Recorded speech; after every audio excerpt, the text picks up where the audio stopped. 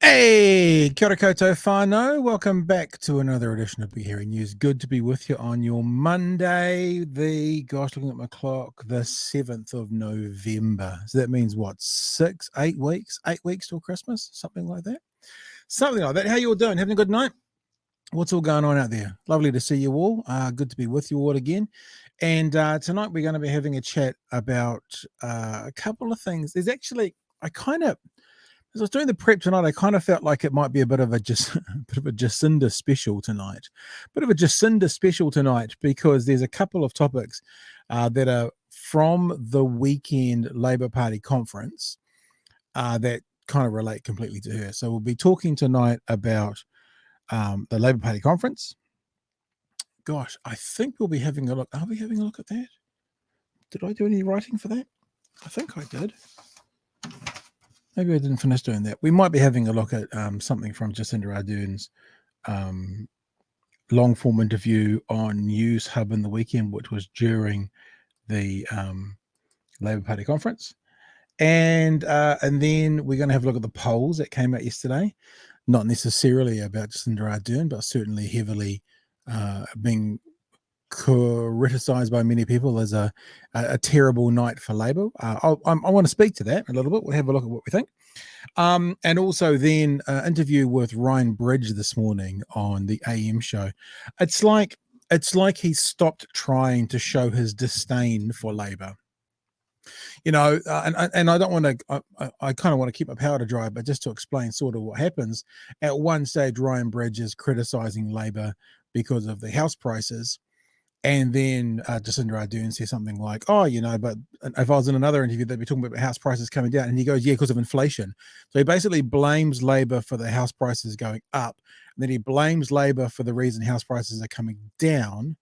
And then in an incredible twist, almost like, those high diving board guys that jump off the board and they flip and they turn because they always need to land the way they want to land.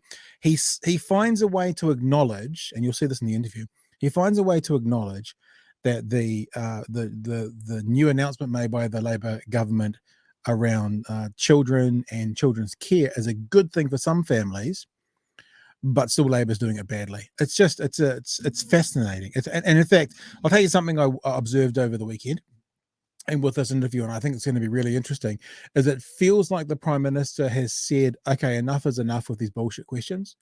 It kind of feels like, and there's a moment in that interview where he's obviously being tongue-in-cheek, and he kind of goes, I thought I'd wear my red blazer to support you. And she says something like, no one will be confused about that. And it's actually quite cutting. And there's a few incidences through the weekend where basically the Prime Minister has said, yeah, but if it was the other way and saying the opposite thing, you'd still be criticizing us for that as well. My paraphrase, but it's an interesting tactic. I wonder if it's a tactic. I wonder if it's someone going, enough is enough. I've had enough of all of this. Or I wonder if it's just like a coincidence from this weekend that there seem to be a few incidences where that actually happened. G'day to people who are in the chat already. Good to see you all. Hey, Stephen, and all the others in there as well. I wanted to share something with you tonight because Christmas is coming up. You'll notice I'm using a pencil tonight. Here, I thought I'd share with you one of the greatest things I've ever purchased on the internet. I'll show you what it is. You ready? This is one of the greatest things I've ever purchased. And it's the kind of thing that everybody wants, but nobody ever thinks about purchasing. But if you saw one in someone else's house, you would be completely stoked. And if for some reason you get your hands on one for free, you would want it in a heartbeat. Ready? It's down here. I'm going to lift it up.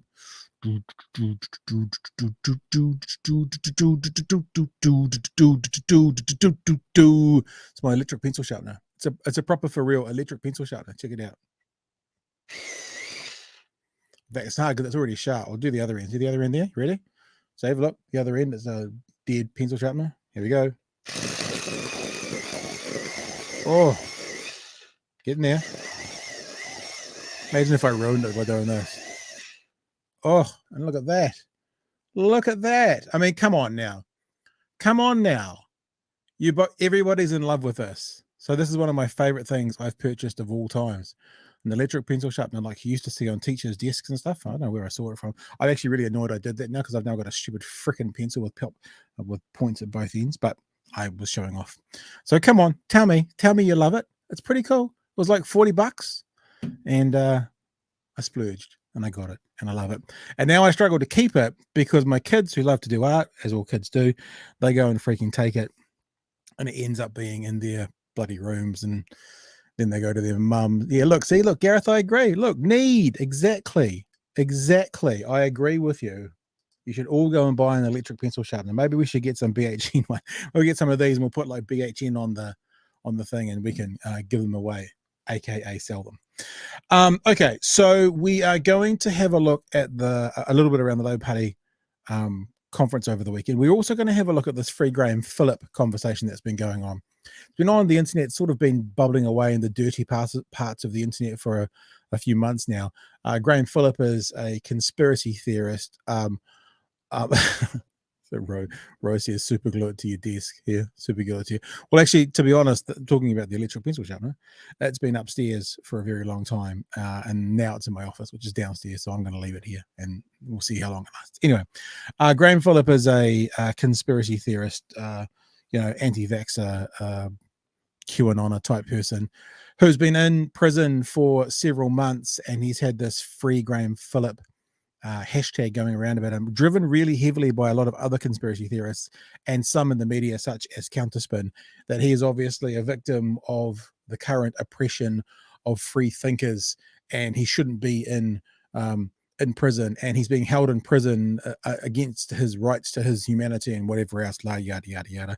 Well, we've had some conclusions about that over the weekend. Maybe on Friday officially happened, so we're going to have a look at what happened there as well. But first, all of the kind of political stuff is going to kickstart and is tied up with quite a bit to do with Newshub's latest poll last night. So let's start with this. Let's have a look what Newshub is saying. And obviously what a poll is it saying, we're playing pretend. Imagine that the election was today, and imagine that these 100 or 1,000 or whatever people that were surveyed were the only voters. This would be the results. Let's have a look at what they had to say.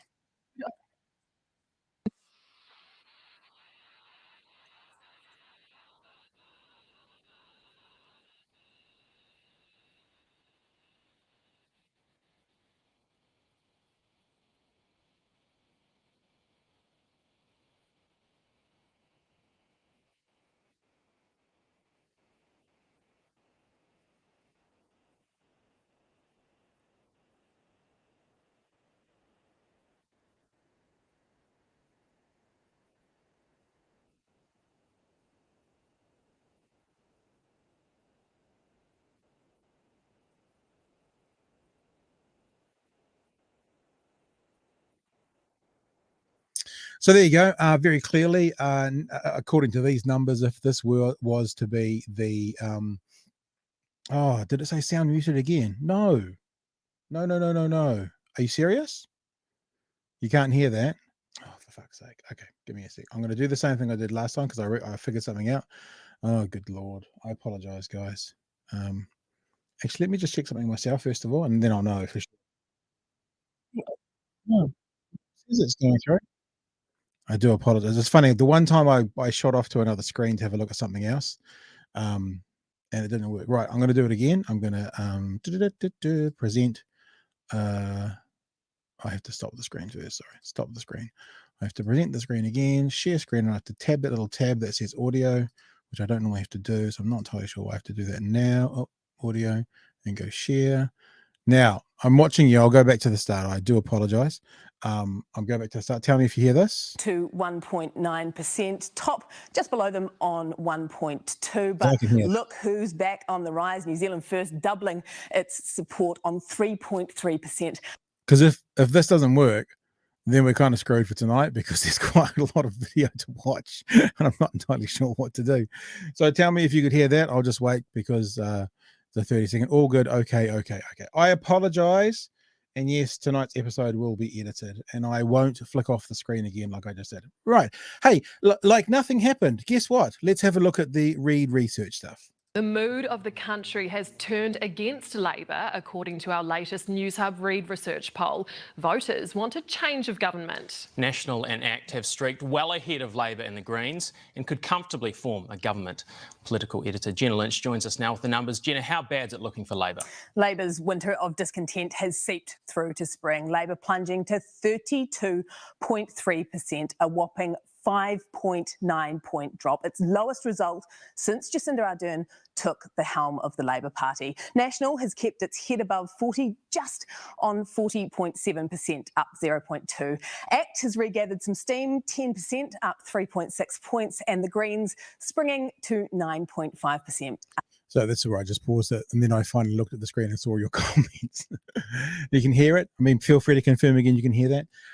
So as you can see, if this imaginary, when I say imaginary, I'm like, as if this was election night and these were the only people voting and this is who they chose to vote for, then we have ACT and National on 50.7% combined, able to form a government. Pretty much the case. I mean, there are a lot of other things that go into play, but that's pretty much the case.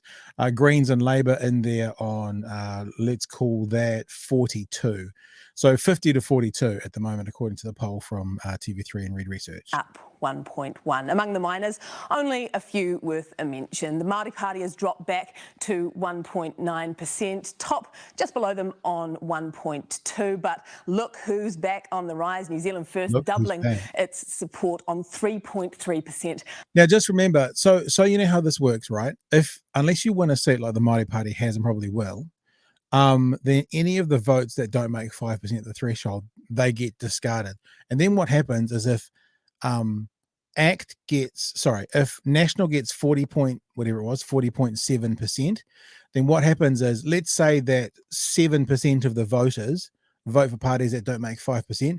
What they end up getting is 40.2% of the 92, which in other words ends up being more than it might be 43 or 44% of the overall seats. So if there was 100 seats and they got 50%, they'd get 50 seats.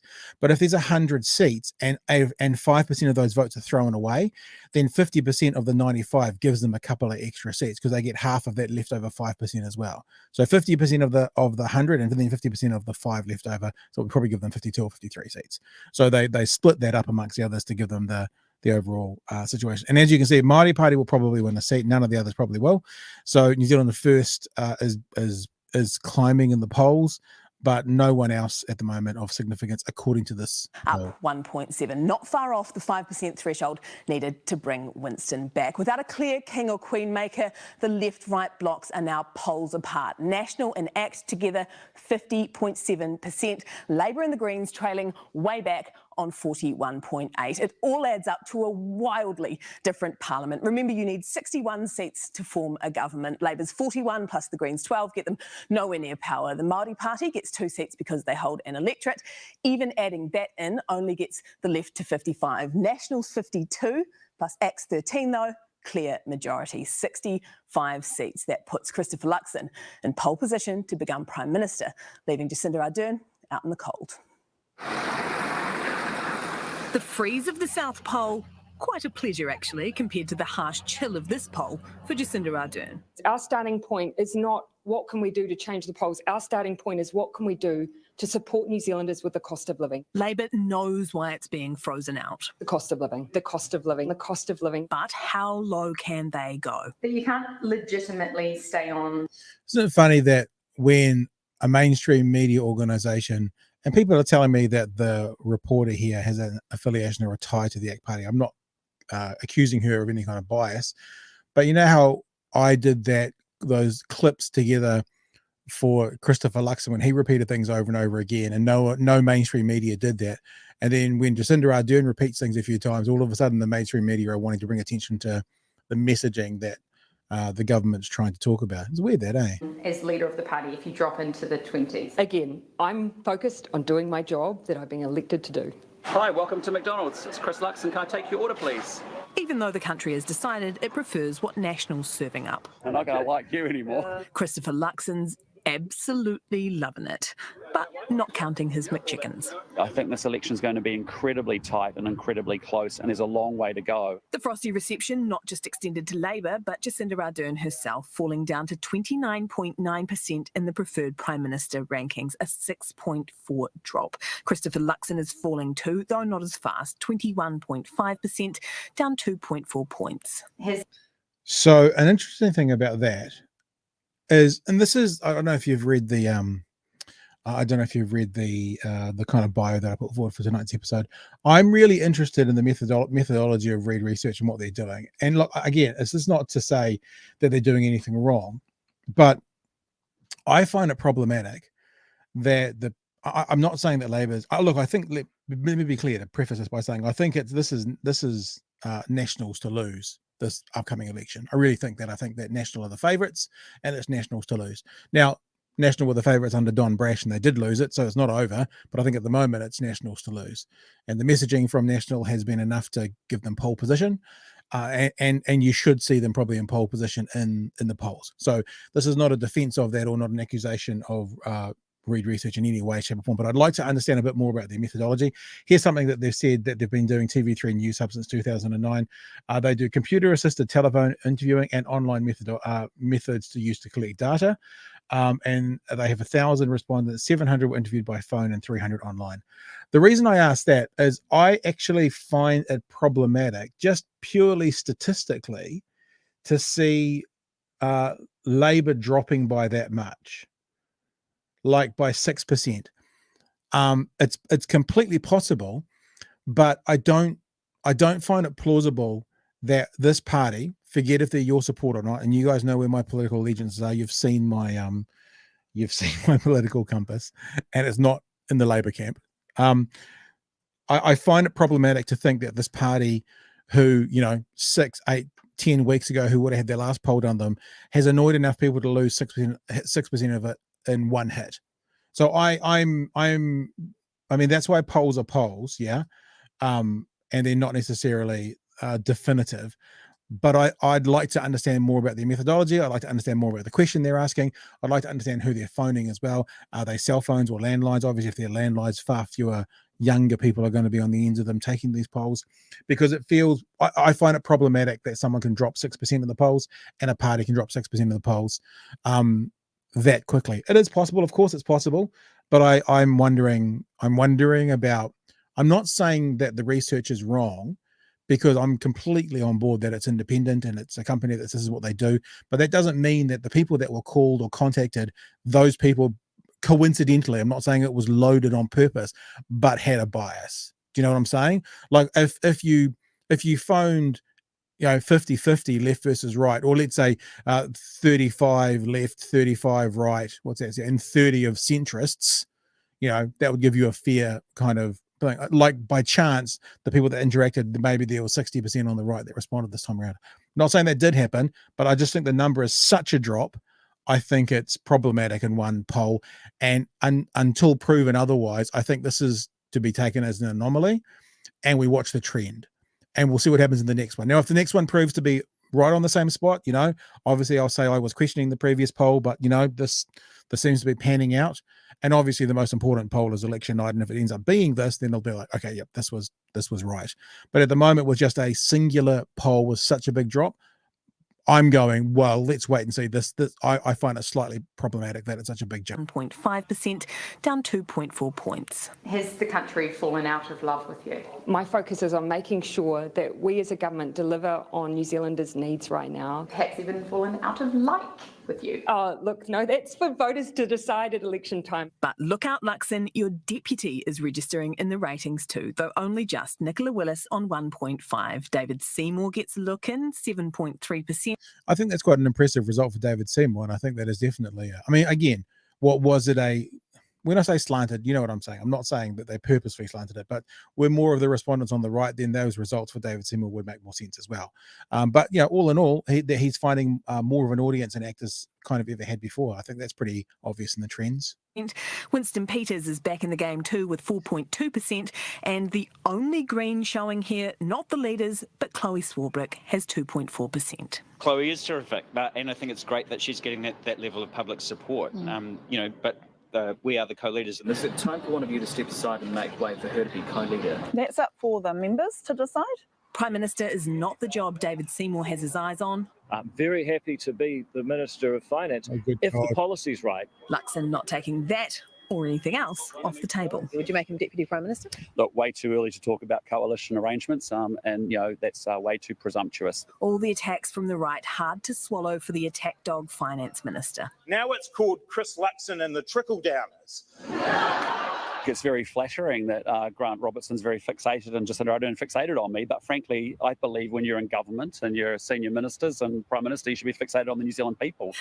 Now, I want you to just remember this moment, right? This was a story from last night. Christopher Luxon, see, who sets the talking points? Is it the party? Is it people in the media? Is it a combination?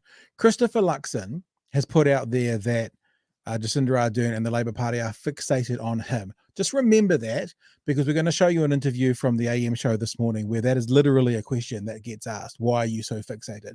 And I'm going to respond to that later on, but I just wanted to earmark this moment and just think, how did this chain of command or chain of questioning come from Christopher Luxon's mouth to Ryan Bridges' ears to ask the Prime Minister a question about why are you guys so focused on him?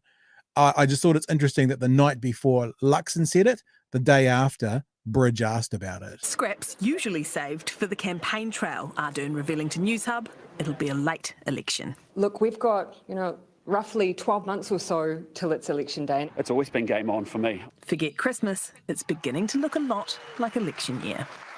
All right, Jenna, not too much to celebrate for Labor there. That's right. Less than 1 in 3 voters intend to vote Labor. That is a disastrous result, and it's on Jacinda Ardern.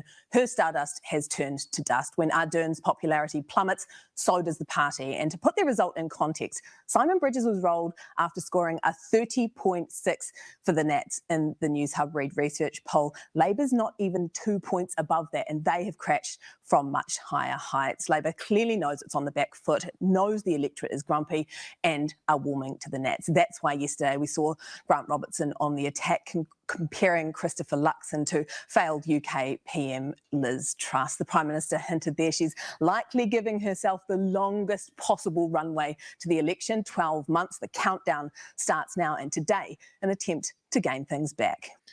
I'm interested as well, the comment that was made here. This is, for me, and I don't know the reporter, right? And I'm not accusing the reporter of anything, but when you hear this kind of comment. Right, less than 1 in 3 voters intend to vote Labor. That is a disastrous result, and it's on Jacinda Ardern. Her stardust has turned to dust. When Ardern's popularity plummets, so does the party. And to put them... So when Ardern's popularity plummets, so does the party. I'm not saying that's not true, but why it feels like it has a slight angle to it is the truth is when a leader's popularity plummets, so does the party. And it is interesting in this instance that whilst this is a true statement, that, I don't know, if I was reporting this, I'd be saying, which is true for any leader, look at what happened with Simon Bridges, look what happened with Judith Collins, when they didn't like the leader, they didn't like the party. So that's an absolutely true statement, but I just found a bit pointed that it was absolutely pointing at Jacinda. And I wonder, I'm going to investigate some more of these things that you guys are telling me about this report. I don't know too much about her, but thank you for that. Let me have a look at some questions, some comments that are coming in, like this one. When Labour does badly, usually New Zealand First usually picks up a percentage of the vote. Can I also just say to you, it's only me tonight. Also, it's me and Nala, but Nala never pulls her fucking weight. So if I miss some of your comments, I apologize. If you've got a really important comment that you want to get out there, you can always super chat. And if you super chat, it'll stay in there and I'll see it more easily. You're more than welcome to do that because I have to scroll through them as I'm doing it. There are more comments in there as well. We got here from Katie. Younger people don't tend to answer their phones and will tend to vote left. Yeah, I guess so. Jared Otto had a look at these polls, and Reid Research generally poll National higher and Labour lower than the average polls. Mark says, I'd be more interested when National's policies are released. It's a really good point where you find out more about them, because at the moment, all we can do is, and this is what an opposition party should do, is say, they suck, you should put us in. Rather than saying we're amazing, you should put us in, and this is why, because here are our policies. So that's what we'll find out. Simon says Luxon's barely been in Parliament, doesn't know what a government does. Someone says I'm going down a conspiracy theory road to do with what Luxon said today, going into tomorrow. Well, I mean, it's not a conspiracy theory, because I'm not saying it's absolutely factually accurate.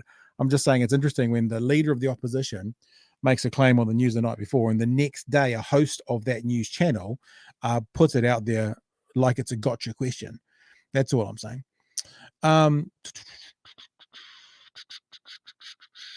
Yeah, that's what I was saying, Gareth. News use such inflammatory and descriptive language. That's not how to be unbiased. Emotional opinion piece wrapped up as reporting. The outcome is there is no difference in the incidence rates in the population between those with or without COVID. Oh, sorry, that must be a conversation that's been going on. Sorry, that is a conversation that's going on. I apologize. I thought that said something else before I grabbed it and put it out there. You see, because I'm by myself. So this was the poll result from yesterday. And then this morning, the Prime Minister went on the AM show, had an interaction with Ryan Bridge. And it was interesting to me. I mean, maybe this is showing my bias. And look, I don't hide my bias, so fine, call it what you want. But it seems that every question that the Prime Minister was challenged with had an answer, but it felt to me like the answer wasn't good enough for Ryan Bridge. That's how it felt like it kind of went through. So let's start this conversation this morning with the Prime Minister and Ryan Bridge. And this is where he starts the conversation talking about his red jacket, and her response is basically, look, Ryan, no one's gonna confuse you for being supportive of Labour. I feels like she's basically saying, yeah, we know you're biased too. That's how it kind of felt to me. I could be wrong. You read into it as you will. But let's have a look at the start of this conversation. No, look, I'm actually wearing, you won't be able to see, but I'm wearing my red jacket today because I thought you guys could use a little bit of support after. No one is going to read into that. Prime Minister, I wanted to talk about some of the things, because we just played a clip from that video that, talks about your progress, your achievements in power. To be honest, I was quite surprised to see that the first words popping up on the screen were things like housing and child poverty. Are you really saying you're proud of your record on house prices? Okay, first point. Talking about housing is not talking about house prices. Watch very carefully. The Prime Minister answers conversations around housing, to do with emergency housing, to do with state housing, to do with first home buyers, and the only thing Ryan Bridge comes back to constantly is house prices. Not to say that he shouldn't ask about house prices, but he seems to think that if the government says we've done some good things with housing, the only thing Ryan Bridge can see is house prices have gone up. Observe. I'm saying that I'm proud of the progress we've made. I am. But what is that? And the median house price is $300K more than it was when you started. We've helped over 60,000 first home buyers into the home. We have lifted the number of first home buyers in the market now to 24% of the market. On public housing, we alone as a government have produced 13% of the community housing and public housing stock. All those state houses you see out there, we've built 13% of it in 5 years. This point here, I didn't know until I saw this interview. That is an amazing point. And look, I'm not trying to preach to the converted. You guys heard it. You're smart. But I want to say it again. What the Prime Minister is saying is all the state houses in New Zealand, all of them, think how many thousands there would be. Since the Labour Party has been in government this time around, so I guess that's 5 years, they've built 13% of them. State houses have been getting built since what, the 1950s? And in the last 5 years, the incumbent Labour government has built or acquired, I guess, 13% of them. I hadn't heard that before this. I think that's a phenomenal, quote unquote, talking point for the Labour Party to be pushing. But what you didn't add is, of course, I always give the disclaimer. Is everything perfect? No. Is it finished? Is the job done? Absolutely. Now, remember, the Prime Minister has just talked about state housing. She's talked about first home buyers, etc., etc., etc. You watch the first question that comes back from Ryan Bridge. Not.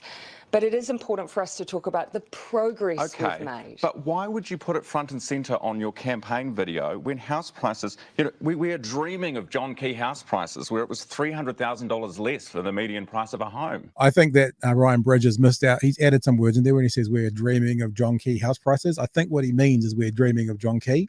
And I think that's it. But, you know, we'll go with it. I mean, why would you put that front and centre on a video? And that's a 5-minute video that you've clipped to 10 seconds that is chronologically ordered about some of the first things we did. And some of the first thing we did, because we inherited a housing crisis, was when we were elected in those first 100 days, we banned the sale of houses to foreign buyers and we stopped the sale of state houses. Yeah, but it hasn't done anything. Those were amongst the first things we did. They're more expensive than they've ever been. And yet, when you point it out and then watch for it, it's almost comedic. in another interview, I could easily be asked about prices coming down because that's of concern to people. Because inflation's out of control. So yes, we want to keep. So I guess, Ryan, the point again. So this is what I'm saying, right? Labor bad, blaming you for house prices coming up. We're holding you responsible, Labor, because the prices of houses have gone up. Prime Minister says, actually, some house prices are coming down. No, Labor bad inflation. So it's almost like the narrative is just to say Labor bad. Labor bad because house prices going up. House prices coming down. Labor bad inflation. You know, so this is the thing what I was saying. I think that this is, he has actually got to a point, has Ryan Bridge, where he is, you know, I said the other day, you know, his petticoat is showing, meaning the underbelly of the thing. He's not even trying to hide it anymore, in my opinion. Again, I would come back to is we have increased the percentage of first home buyers in the market, but I will not argue it's perfect or that it's done. Okay. But we are starting to see that growth in supply, 20,000 more houses being built a year than when we came in several years ago. That is starting to make a difference. So that's the first clip. And I'm not, I mean, like, ironically, we're going to play a few clips from here because I think it's quite important to look at. The second clip, but I'm not going to play it all. We're going to play quite a bit of it, but not all of it, because it's interesting to look at. The second part of the conversation, we're looking at kids in poverty. Looking at kids in poverty. And what happens here, it's really interesting. You've heard me say this before. You know, your anecdotal evidence may not necessarily be representative of the data. And what you see here, when I see it at the start, what's happening is Ryan Bridge does his job, pushes the Prime Minister, questions the Prime Minister. She gives an answer and it doesn't suffice. So what you're going to see is Ryan Bridge talking about child poverty and citing some individuals who are saying it's worse than it was. And the Prime Minister saying, this is what the data has been saying from an independent group. And he's saying, but these 3 people are saying this. And she's like, but this is what the data is saying. And he's like, this is what these 3 people say. Now, it's not that those 3 people are inaccurate, but maybe what they're looking at in their area, and one of them is Sir Michael Jones, who works out in Waitemata, West Auckland, maybe it's tons worse there. Maybe it is. The Prime Minister is looking at it from the data. Now, I guess what I'm also going to be careful to say is we're accepting the data that the Prime Minister is talking about. I haven't actually seen it. I don't know the data she's exactly talking about. I'll look into that and we'll check it out. But the answer she's giving is the data says this. The challenge she's getting is these 3 people don't agree with you. So I don't agree with you. And let's talk about child poverty. Julie Chapman from KidsCan, Dave Latelli, Sir Michael Jones, who does work with a food bank here in Auckland, they all say that poverty is worse now than pre-COVID. And yet you're out there saying that it's in decline.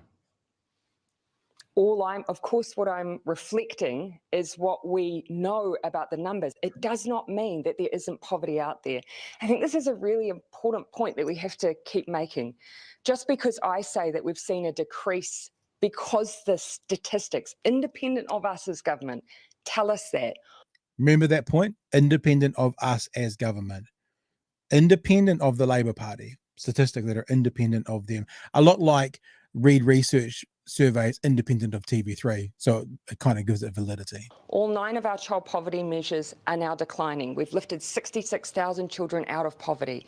It does not mean that there aren't children in need or families in need. And in fact, we have to really pay particular attention to those who are in the lowest quartile, even though they are self-reporting relative to the GFC, tells us that actually there's fewer people who aren't able to get the basics than due that last economic crisis. It doesn't mean that there isn't hardship. And no one's saying that there is no hardship.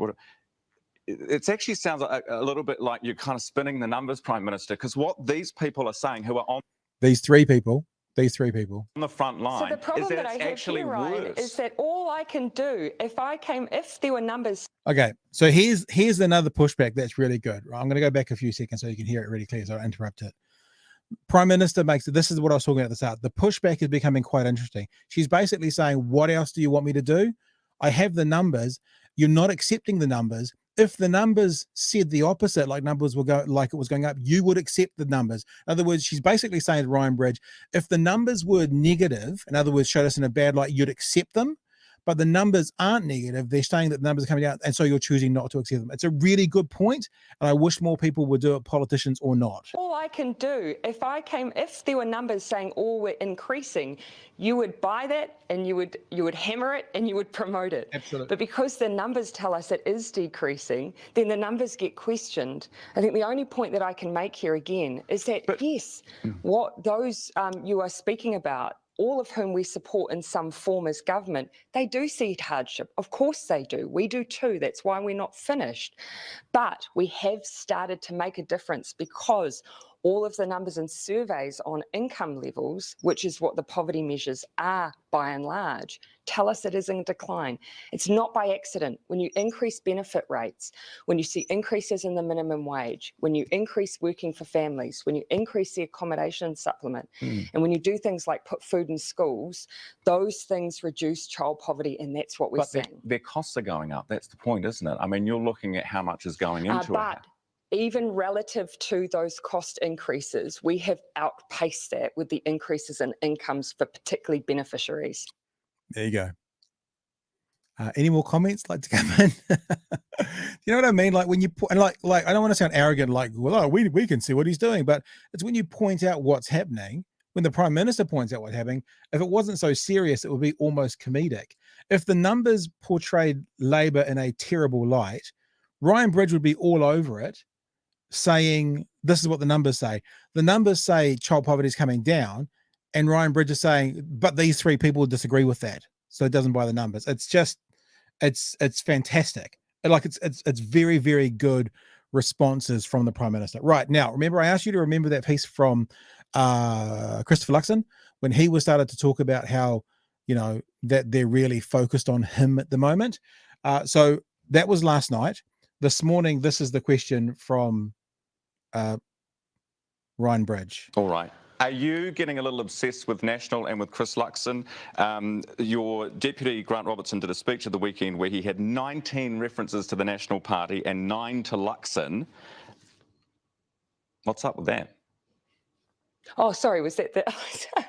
Oh, look, it's really interesting to me that this warrants commentary because it is just tradition.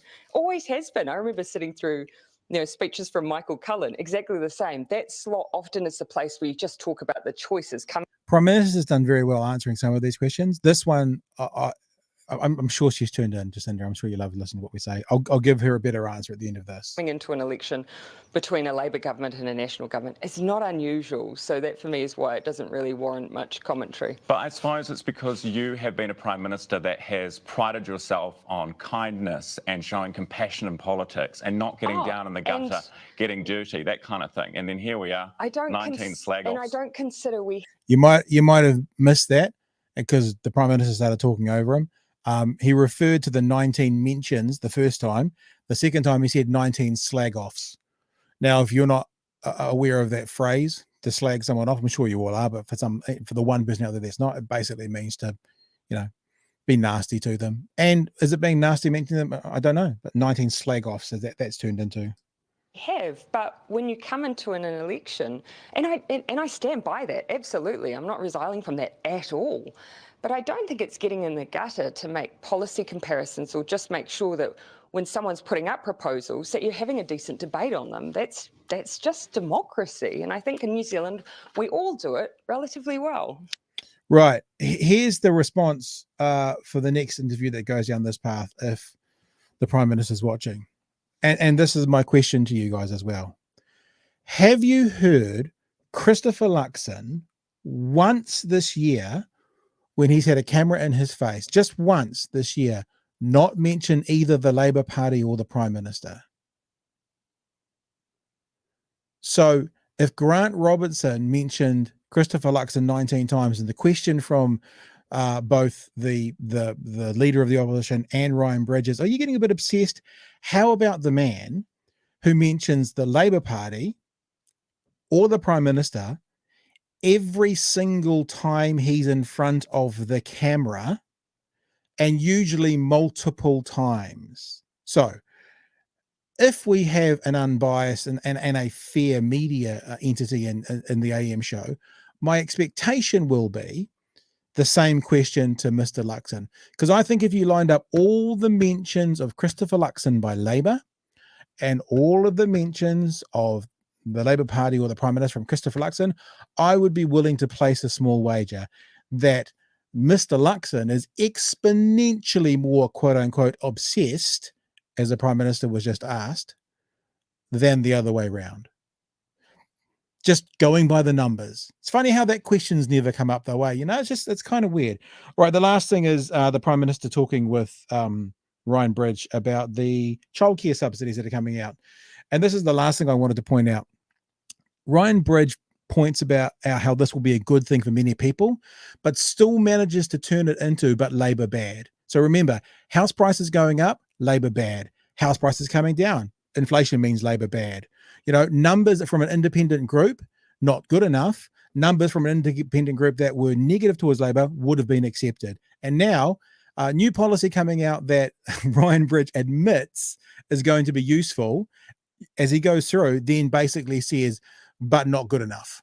So in other words, it's very clear in this conversation that there is nothing that the Labour government can do, will do, could do, that will ever be enough for Ryan Bridge. And he's stopped showing his bias altogether. And it's actually fine. It's actually okay to be biased, but then you have to also be honest about who you are. And that's not an independent journalist.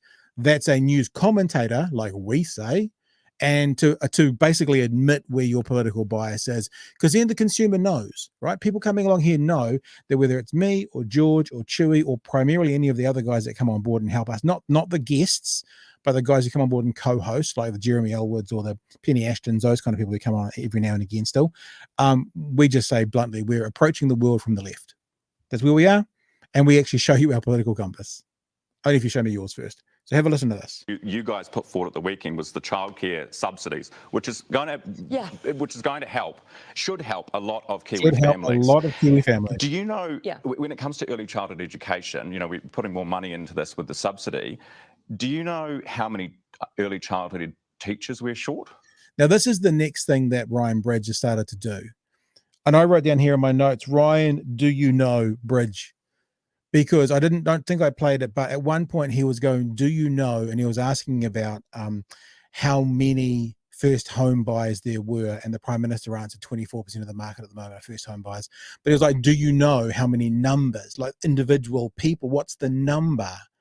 And he's doing it again now. It's this kind of, you know, you get John Key in front of the camera and you say, do you know how much a one-stage bus fare is? It's basically a version of that. What it's supposed to do is either show that the person in front of you has lost touch with the common man, like, no, I don't know how much a one-stage bus because I take a BMW, you know, or it's trying to make them look foolish as if they've got gaps in their knowledge. It's the do you know concept. That's trademarked me, the do you know concept.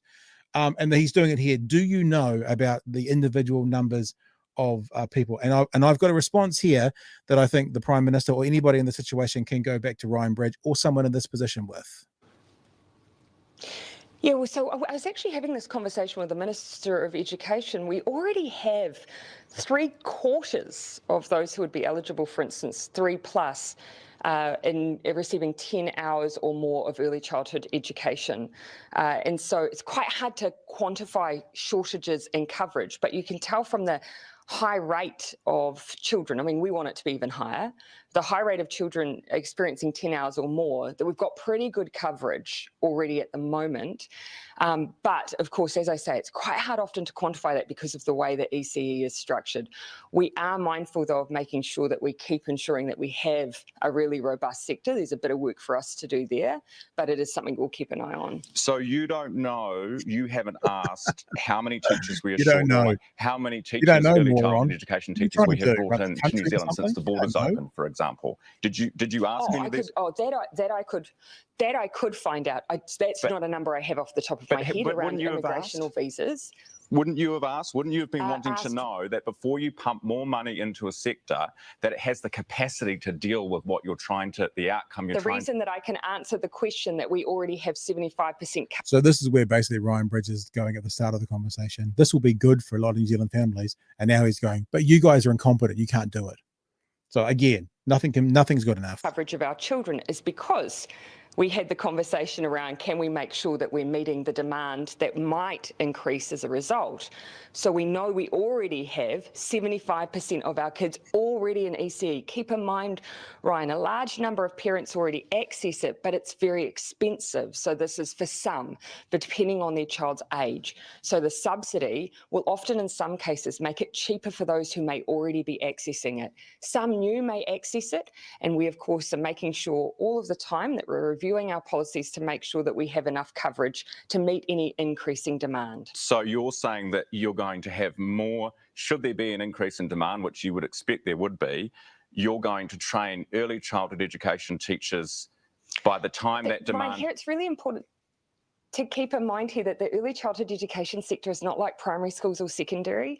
It has a lot of private provision, obviously, a lot of private provision. And so it's not quite the same as other sectors, but there are things that we can do to make sure that we're supporting the sector. Can I just read you a quote, Prime Minister? Now, this is the point where, again, politicians who are watching, feel free. You got my numbers. You got my emails. I've contacted you all before. Call me if you want some help with this. Remember, he spent half the interview, do you know, give me numbers, right? If you don't give me numbers, what are you using this information for? That's what he's just spent this interview doing. Bear with me.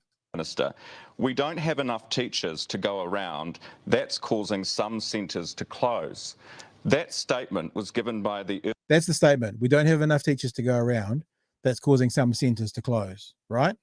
That's the statement that he's just read out to the Prime Minister, meaning... what the narrative he's selling is there isn't enough teachers to do this policy you want to do. Early Childhood Council Chief Executive in June. And look, one of the things that we're looking at is where some places we have new centres opening where there's lots of provision, and other parts of the country you may have not enough. So there's lots of reasons that can contribute to that. And as I say, we've been looking at and thinking about how we can play a supportive role in an environment, as I say, that is quite a complex one because of the private provision. Okay, so just to finish, and we've got to let you go, but just to finish, anyone who wants and is entitled to more childcare because of their policy you announced yesterday, everyone who wants it will get it. This is where he tries to nail her down to make a point. We will be doing everything we can to ensure that every community has the early childhood access that they need. But that's always been our focus. And as I say, 75% of people already are accessing. Okay, the last thing for this, and this is the tactic, and that was missed there and should be used, I think. As soon as the interviewer who has said for half the conversation, do you know these numbers? Do you know these numbers? Do you know these numbers? How can you go into this without knowing these numbers? As soon as they say, some early childhood centres have closed down, the response should be, do you know the numbers? How many are we talking here? How many have closed down, Simon? Because if you don't know, you possibly shouldn't be using this as an attack weapon. What are the circumstances? Where are they? Do you know the details? Because of course he wouldn't. He's had a headline from an ECE worker, from someone high up in the ECE, saying the sentence. It might be 2, and they might be in the most rural part of New Zealand, and maybe the population is not there to sustain them. We don't know. But if someone's going to come on board to a leader or to a politician or to a guest and say, do you know, I would just encourage you guests, as soon as they start throwing out sort of airy-fairy language, do you know back at them? I mean, why the fuck wouldn't you? Right, some text messages coming in. Sai says, oh, this is about Mr. What's his name? At the end, it looked like he's looking down to review his note to see what he should retort with. Someone says the AM Fox News show. Love the food in schools. I guess that's from Labor. Saw the benefits firsthand of the Michael Jones food bank. Michael Jones rumors to be a national candidate years ago for consideration. Look, I don't question Michael. I knew Michael a little bit. He's an amazing man.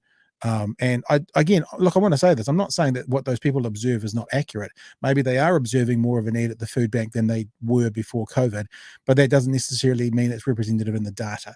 And I'm not actually saying it's not representative. I'm saying not necessarily. Remember what Bridge was just doing there, citing 3 people, and the Prime Minister was citing independent data. And Bridge was going, that doesn't make sense because these 3 people have said something different. Whatever. I don't want to sound harsh, but whatever. Your anecdotal information may not necessarily represent the data. Kim says you can't argue with the targeted policies. Mark says, so Luxon is not monitoring Bishop Simeon's tweets. National choose Twitter as their medium of choice for nasty comments. I think this is towards Ryan Bridge, can't stand him. Kim says, got your questions. Another one from Mark. I watched John Campbell Q&A, and that was a balanced interview where he questioned the good and the bad. All right. Thank you for that. I just wanted to show you those things. There was some tax news to talk about as well, but I think because we've already been going for 50 minutes. Oh my goodness, it's so much fun doing it by yourself. Let me entertain you. Let's have a look at the next subject, shall we? The next topic of conversation. Next topic of conversation is about a guy called Graham Philip. If you don't know much about Graham Philip, he is part of the alt-right Q-Anon sort of anti-vaxxer conspiracy theorist groups, and he has been in prison for quite a long time. And there's some images of people all over the country wanting to free Graham Philip. It was attached to and grabbed on to many groups, including Counterspin Media. There they are there being thanked for the help that it was. This is quite an early on post, and I thought I'd bring that up to kind of show you what was being said. This is the heartbreaking story of Marta Phillips, whose husband Graham Philip, journalist, radio host and author, has been imprisoned without trial for almost 9 months. Graham has suffered greatly at the hands of our justice system, has been held in conditions that constitute major breaches of human rights. Just by and by, if you don't know much about this, this has all been debunked. Like the human rights, the being held in isolation, all those things for a reason. I mean, it was during COVID, so no one was going into the prisons. One of the complaints is no one was allowed to visit, etc., etc. All of it, all of the accusations of him being treated badly have been debunked. Not the accusations of him being in prison, right? But all those sorts of emotive words. During his imprisonment, Graham has spent expensive time in high security, sharing cells with murderers, drug dealers, and hardened criminals. And Graham has had several attempts on his life. Don't know if that's true or not. It's terrible if it is. The justice system needs to make all prisoners safe at every time. He was also held in solitary confinement without stepping foot outside for 18 days. Furthermore, Graham hasn't been allowed to receive a single visitor throughout his entire time in prison. My understanding, and I did do the research back in the day, was that it was during COVID lockdowns and no one was going in to see anybody. Graham and Marta haven't seen one other person since Graham was taken away on the morning of his arrest, 8th of December 2021. Graham's applications for Zoom calls were denied, communication with his wife limited to letters, which take weeks to arrive, if at all, and a 5-minute phone call per week. So this was the story that was put out there. The group Counterspin got involved with it very heavily, I think because it furthered their narrative. And I think that's what happens with these things. If you get an example of something that furthers your own narrative, be it true or not, you get on board. So I'm just going to play you a little bit of this. This is a conversation from the Counterspin lunatics. I'll just play you a few seconds just to show you what the kind of thing they were saying about Graham Philip was. Story I'd like to, there's 2 more things. One, who here has heard of Graham Philip? 2 people. Okay, so this is a story that we broke. Well, you know, Marta Philip, his wife, sat down with Counterspin exclusively and told us the story of Graham Philip. He has been in remand since December the 8th of last year. He's been denied bail twice. He has, his charges and everything around it has been suppressed. So the question is, why is the government hiding those details and why is it being kept a secret? Right, that's all I'm going to play. So you can see straight away being used to further conspiracy theorists. Government bad. What are you doing, government? Why are you hiding? Anyway, it goes on. Here's another off their Facebook page. Urgent updates, about Graham, what's going on. Please share it. FreeGrahamPhilip. It was all there. So an interesting thing happened on Friday. Graham Phillip pled guilty to all the crimes he was accused of. The story that the conspiracy theorists were selling was that he was like a martyr to the cause. He spoke out against vaccines. He spoke out against the government. He spoke out against lockdowns. And because of that, they locked him up and they charged him incorrectly. And he was being, he was basically, it was like a communist state, just removing someone from the street. And on Thursday or Friday, he admitted his guilt to the crimes that he was accused of. Pretty serious crimes too. The crime of sabotage. The charges relate to an alleged attack on New Zealand infrastructure late last year, which caused $1 million in damage. Now, all the questions, the thing I love about conspiracy theorists, right? They ask questions that there are easily found answers to. Why is the government hiding this? Why aren't they talking about this? I can tell you why it's suppressed. We're told why it's suppressed. It's suppressed because the thing he tried to do, and you can look at this online, look up the front page of the internet, and a lot of people are talking about 5G towers and that kind of stuff. It's not that, I don't think, because it does talk about bringing down a New Zealand infrastructure system, and knocking down a tower or two is not going to do that. However, apparently, and I think it might say it in this one, I read it out to you, it's a plan that was quite easy. And if it gets released, then they're worried about copycat crimes, like if the details get released. So he pled guilty, remember, after months and months and months and months and months and months and months of people fighting for this man who's been charged incorrectly, illegally, who's, who hasn't done anything, who's a martyr to the cause.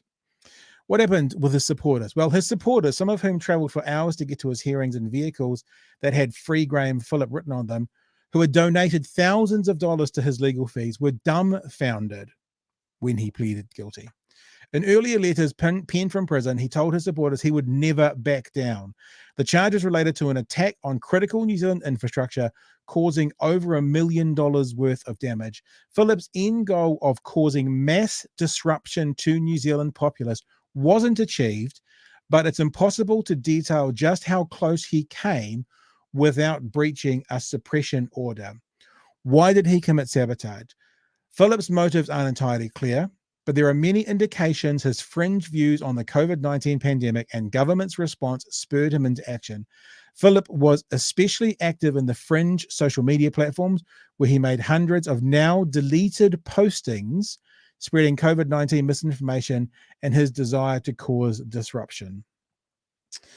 I kind of wanted to highlight what had happened. This is one of the latest tweet messages that have come out on the page. This is his wife's message, and this is public information. I'm not releasing anything that you couldn't go and look on the page for as well. It says, "Hi friends, today is a sad day. We met at the High Rotorua Court, where Graham pleaded guilty to charges of sabotage. First New Zealander to be pleaded to be found guilty of sabotage.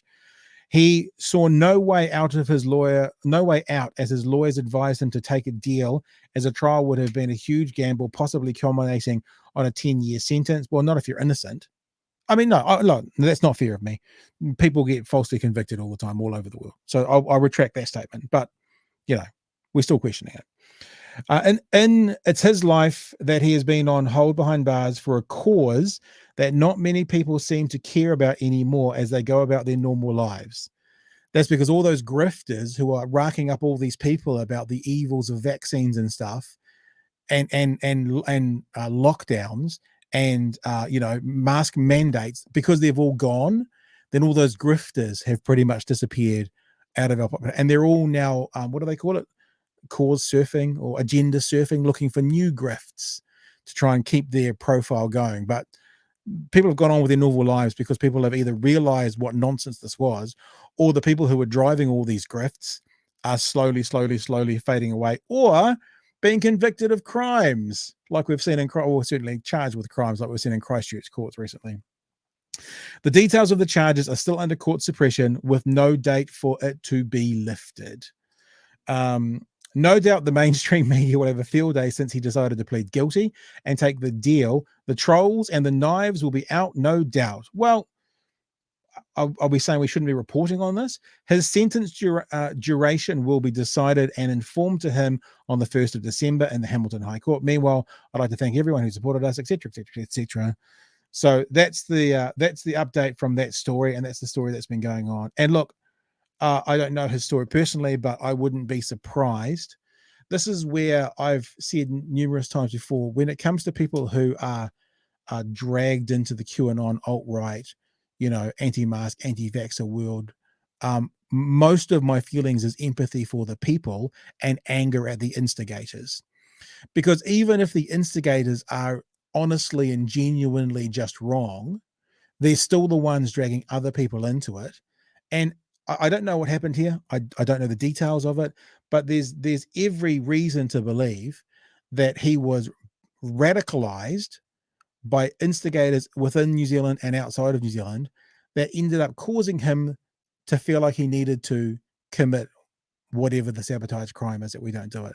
So these people who are being sucked in by these grifters, by these scam artists, and also by the leaders of those movements who genuinely believe it, who they themselves have been dragged into it by grifters and scammers, I mostly have empathy for them, because this man may well spend months or years in prison. I'm assuming if he's taken a deal, he won't get the 10 years that he could have got in a jury trial, but may well spend time in prison based on lies, inaccuracies, exaggeration, rumor.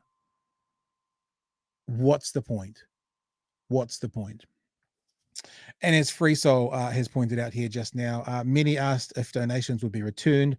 The silence was deafening. Of course they won't, because Rose says maybe he's trying to start a political party.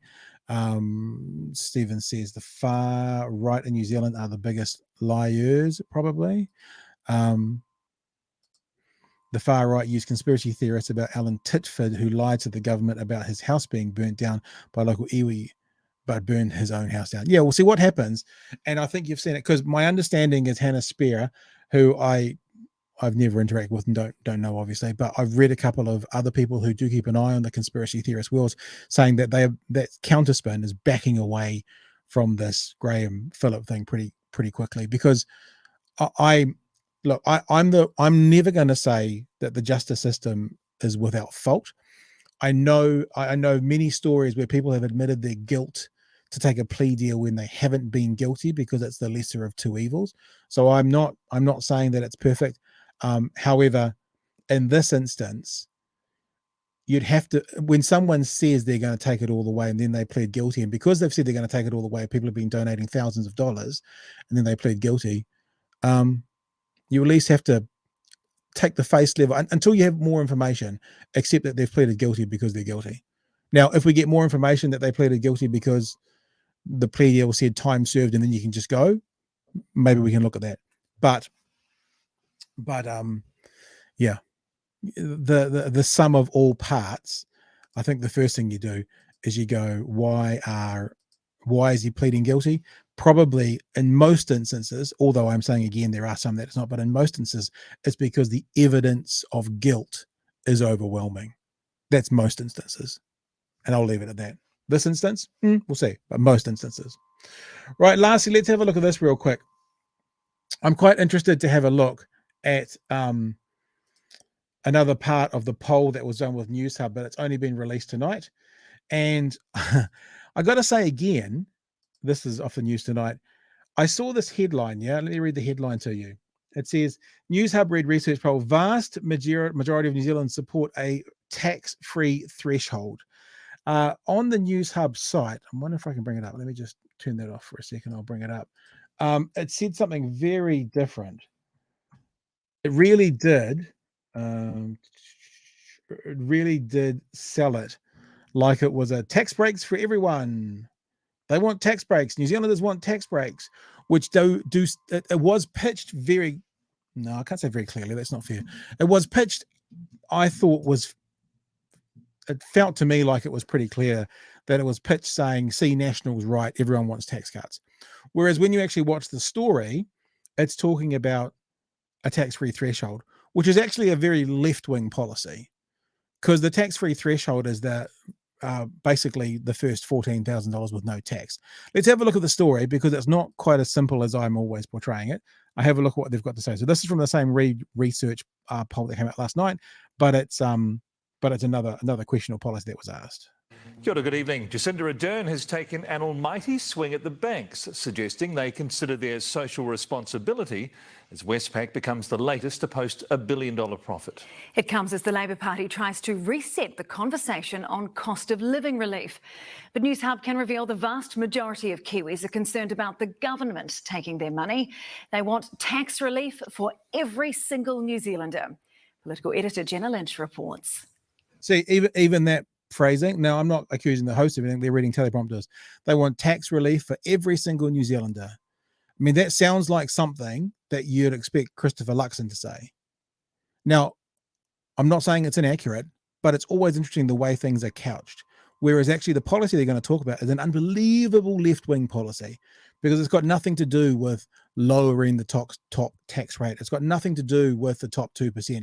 It's completely, if this idea was to be put through, I'd completely support this idea, because it's 100% about those who are most vulnerable with the least amount of money getting the most benefit out of a tax cut. However, the question is missing a very important component, and that is what happens in Australia. I'll get to that. Strutting up to stick it to the banks. I think there's questions need to be asked through management of these banks as to whether or not they are serving their communities well. Jacinda Ardern peeved with their profiteering. What we're seeing currently, I don't think is justifiable. Westpac posted $1 billion profit, up 12%. ANZ recently $2.3 billion, up 20%. Are they demonstrating social licence? Are they demonstrating a commitment to the communities that they're serving by taking profits such as those in these current times? Fresh from an appalling Newshub poll result, and sick of being smashed about over the cost of living crisis. Sorry. Don't you love that? Fresh from an appalling poll result. Appalling. Ardern is fired up, tackling the issue that will define next year's election head on. Bring it on. Yesterday, announcing a childcare subsidy to take the pressure off parents. But Newshub can reveal what voters really want is tax cuts for everyone. I think we're third world when it comes to the taxes here in this country. When you look at general wages and how far they go, it doesn't go far at all. In New Zealand, every dollar you earn is taxed. The first $14,000 is taxed at 10%. Just remember, tax cuts for everyone is still how the National Party is selling it, because they're talking about adjusting the tax bands, to inflation levels, which means everyone would get tax. So why I wanted to show you this is really important, is that when Christopher Luxon comes out tomorrow and says, see, the people have spoken, they want tax cuts for everybody, that's what we're going to do, it is a very different fucking animal from what this question is. That's why I'm saying it looks like it's set up to be sort of a right-wing talking point, you know what I'm saying? It looks like it's set up to be tax cuts for everybody. Your bottom guys will get 2%, and the middle guys will get this, and the top guys will get this. But this is not what this is. 0.5%. Every dollar you earn over that, up to 48 grand, is taxed at 17.5%. Then everything up to 70k at 30%, 70 to 180 at 33, and every dollar over $180,000 is taxed at 39 cents. In Australia, their tax rates are higher, but they have a tax-free threshold. Now notice this. I fucking love this. Notice this. Their tax threshold is there, but they have higher tax rates. But guess what TV3 Newshub doesn't do? They don't show you what the details for the Australian system is. So they're asking people, do you want a tax-free threshold? And everyone's going, yeah, that sounds good. Yeah, that sounds good. But they're not going, okay, we're going to lose tax. So if we do it, we need to do this a different way. This is how Australia does it. They don't explain it. It's hilarious. I'm going to explain it. You don't pay a single cent of tax on your first $18,000. Jeff Nightingale was on. In Australia, their tax rates are higher, but they have a tax-free threshold. You don't pay a single cent of tax. Their tax rates are higher, but they don't show us what their tax rates are. So what it does feel again like they're saying, see, tax. It's just hilarious. On your first $18,000. Jeff Nightingale was on the government's tax working group. The cost to do that here would be exorbitant. So it's quite an expensive way to deliver sort of relief, tax relief to everybody. But voters overwhelmingly want it. In our latest Newshub Reid Research poll, we asked, would you support a tax-free threshold in New Zealand? 84.5% said yes, 9.1% said no, 6.4% didn't know. So the 6.4%, look, I'd support it, right? Straight away. But the 6.4% are the only people who've done it, because that's a ridiculous question. Because would you support a tax-free threshold in New Zealand? My response will be, well, what are the details? Tell me what the details are. Because let's have a look at that, shall we? Let's have a look at that. So this is the current tax thresholds in New Zealand. 14,000, 10.5%, you know, up to 48,000, 17%, up to 70,000, 30%, up to 180,000 from 70, 33, then 39. This is the Australian way that they do it, because obviously they're going to lose tax from here. So guess what they have to do? They have to pay. You have to charge more tax in these thresholds, or else you don't have enough tax to run the fucking country. But Newshub hasn't asked that. They haven't said, you know, assuming we put all the other tax thresholds up, would you support a tax-free threshold in New Zealand? No, they've just said it. So let's have a look again. These are the bands for New Zealand: 14 to 48, 17.5%. In Australia, 18 to 45 is 19 cents, right? 17.5 cents. So you're paying 1.5% more tax in that bracket. Up to 145 to 120,000 is 32.5 cents. 48 to 70,000 is 30 cents. And then there's a part of it in this band, 33 cents, 70 to 180. And then, where did it go? 70 to 180 is 33. That one, 70 to 180 is 33. To 180 is 37. So 120 to 180 is 37. That's 4% more tax. And then finally, 180,000 plus is 39% in New Zealand. In Australia, 180,000 is 45 cents in the dollar, 6% more. So when fucking Newshub asks this ridiculous question, would you support a tax-free threshold in New Zealand? And everyone goes, oh yeah. It's like, actually, you haven't given us the information, or the respondents the information. Because what it actually means, what I should have done, and maybe I'll do this for tomorrow night, is take a couple of average salaries and say, like, what would you now be paying in tax? Because you may end up paying more in tax under this system. Now, again, I support this system because what it would do is it gives the bottom $15,000, the beneficiaries, the retirees, students with jobs, these kinds of people, no tax on that first $15,000. But there is an and then, or an and but. And but the other tax codes or thresholds must go up, and they're not doing it. I'm down with that. It's a great idea. Sorry, they're not doing it. They're not talking about that. So all these people are saying, I'm down with that, great idea. Are they going to be okay if they're on 180,000 plus, paying another 6% on that income? Are they okay with that as well? No, 6.4% didn't know. I'm down with that. It's a great idea. I think that's fair. The government has taken aim at National's proposal to drop the top tax rate, giving the top 2% a tax cut, but not ruling out tax relief for lower income earners at next year's election. Would the government consider a tax-free threshold? I would just say it is quite a different proposal than what we've seen coming from the opposition at present, because it's inverse. It focuses on those on the lowest incomes. Of course. Let the tax off. It's a left-wing policy. Kia ora, Jenna. Whoa, shots fired. It's a left-wing policy, but it has to also increase, you have to increase tax take from elsewhere. Because I'm sorry to be the bearer of bad tidings for everybody out there, is that if you take tax away from somewhere, you have to find it elsewhere. The National Party wants to go in and take tax away from tax take from people, and they want to try and make the money back by cutting spending, and that will typically affect the most vulnerable most of all. That's a typical right-wing National Party, which is why when we had an earlier commentator, and sorry if I've forgotten your name, the earlier commenter saying, let's wait till national policy comes out before we look at some polls. I agree with you. We'll see what happens next year. It's an interesting conversation for tonight. So if you're on board, be aware that if you say yes to a tax-free threshold, and let's keep the New Zealand numbers because that would seem easy, right? So let's keep the numbers. So let's just make it $14,000 is zero. What you're going to find is 14 to 48 goes to 19.5-ish. 48 to 70 is going to go to, let's say, 34, 35. 70 to 180 is going to go to 38, 39. And 180 plus is going to go to 45. That's the fucking question. Are you okay with that? And I'll say it again, I'm on board. I'm okay with that. That's actually what you need to do. All right, that's us for tonight. Are we done, Nala? Wait, come here. You good? Should we go? Should we go back upstairs?